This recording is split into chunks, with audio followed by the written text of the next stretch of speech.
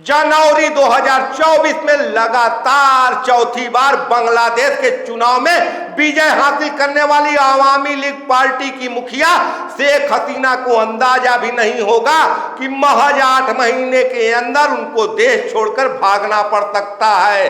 Reservation quota पर जून 2024 में ढाका में भड़के छात्र आंदोलन ने 4 अगस्त आते आते हिंसक रूप ले लिया। तब बांग्लादेश की सेना ने भी शेख हसीना को मदद पहुंचाने से इनकार कर दिया। अंततः सोमवार को शेख हसीना को सेना के विमान से ढाका से भारत लाया जाता है और माना जा रहा है कि कुछ दिन भारत रहने के बाद शेख हसीना लंदन जाकर राजनैतिक शरण ले सकती हैं। इसी के साथ दक्षिण एशिया में भारत के एक विश्वस्त सहयोगी सरकार का पतन हो गया और बांग्लादेश की राजनीतिक स्थिति अस्पष्ट हो गई। क्या वहां पर लंबे समय तक सैन्य सरकार चलेगा या वहां जल्द ही आम चुनाव होंगे, इस बारे में कोई कुछ नहीं कह सकता है।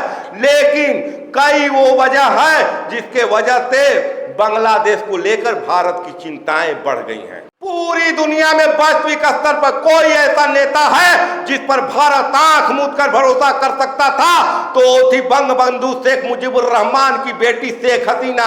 चाहे पूर्व में मनमोहन सिंह के नेतृत्व में चलने वाला यूपीए 2 का सरकार रहा हो या वर्तमान में पिछले 10 साल से मोदी के नेतृत्व में चल रहा एनडीए की सरकार हो, शेख हसीना हमेशा भारत के मदद के लिए तैयार रही हैं। चाहे पाकिस्तान के खुफिया एजेंसी आईएसआई का बांग्लादेश में नेटवर्क के सफाये की बात हो या पाकिस्तान के समर्थन से कट्टरपंथियों की भारत विरोधी जो दुकान बांग्लादेश में चल रही थी उस दुकान को बंद कराने की बात हो, शेख हसीना हमेशा भारत के साथ खड़ी रही हो।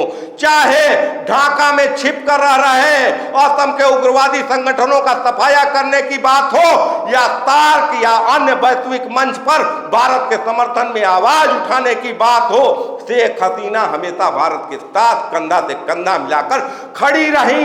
ऐसी स्थिति में जाहिर है कि वहां नई सरकार बनेगी और नई सरकार से भारत सरकार को पुराने रिश्ते बहाल करने में समय लग सकता है। ऐसा नहीं है कि सिर्फ शेख हसीना ही भारत के साथ खड़ी रही बल्कि भारत सरकार भी शेख हसीना के साथ खड़ा रहा।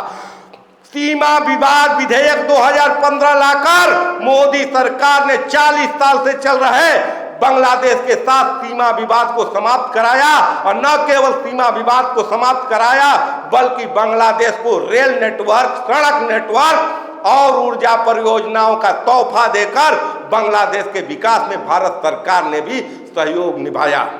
आवामी लीग के सत्ता से बाहर होने के साथ ही इस बात की संभावना काफी बढ़ गई कि शेख हसीना के सरकार में शामिल रहे कट्टरपंथी और बांग्लादेश नेशनलिस्ट पार्टी के सदस्य वहां की राजनीति में ज्यादा सक्रिय रहेंगे और इन दोनों के साथ भारत के रिश्ते कभी भी मजबूत नहीं रहे हैं। इसके पूर्व में भी खालिदा जिया की सरकार भारत की मदद करने के बजाय पाकिस्तान और चीन को ज्यादा फायदा पहुंचाने की नीति पर चलती रही है। भारत सरकार के बार बार अनुरोध करने पर भी जिया सरकार आसाम के उल्फा आतंकियों पर कभी भी रोक नहीं लगा पाई। 2001 से 2006 के दौरान जब जिया का दूसरा कार्यकाल चल रहा था पूरा बांग्लादेश पाकिस्तान के खुफिया एजेंसी आईएसआई का गढ़ बन चुका था। ऐसी स्थिति में जबकि शेख हसीना देश छोड़कर भाग चुकी हैं और जिस ढंग से उनके देश छोड़ने के बाद जमात इस्लाम के कार्यकर्ता बंगबंधु के मूर्ति को तोड़ रहे हैं और भारत से संबंधित भवनों को नुकसान पहुंचा रहे हैं, वह उससे यही स्पष्ट हो रहा है कि वहां जमात को पूरी आजादी मिल चुकी है। इसके पहले भी वहां का संगठन जमात बांग्लादेश की आजादी के लड़ाई में पाकिस्तान परस्ती करता हुआ देखा गया है। सत्ता में वापसी के बाद निसंदेह शेख हसीना ने जमात पर प्रतिबंध लगाया, जमात के कार्यकर्ताओं को फांसी पर लटकाया गया और हाल ही में शेख हसीना सरकार ने जमात के छात्र संगठनों पर प्रतिबंध लगा दिया है।